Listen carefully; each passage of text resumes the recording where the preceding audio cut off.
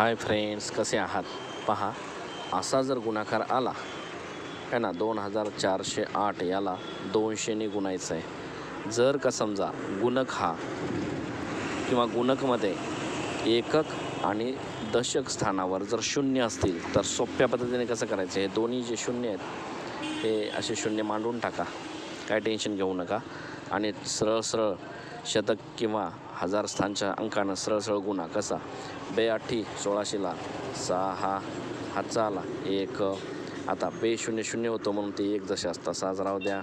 परत 2 चोक 8, पुन्हा 2 दोन्ही 4 झालं. उत्तर तुमचं मिळालं, तुम्हाला उत्तर. अशा प्रकारे करायचं आहे, फास्ट फटाफट. पहा, आपण बघूया ऑप्शनमध्ये आहे काय. पहा, 4,81,600 81,600 ऑप्शन नंबर 3 आपलं उत्तर बरोबर आहे. ठीक आहे, अशा प्रकारे 4,81,600. चला ठीक आहे, असे करत जागा नाही पटापट.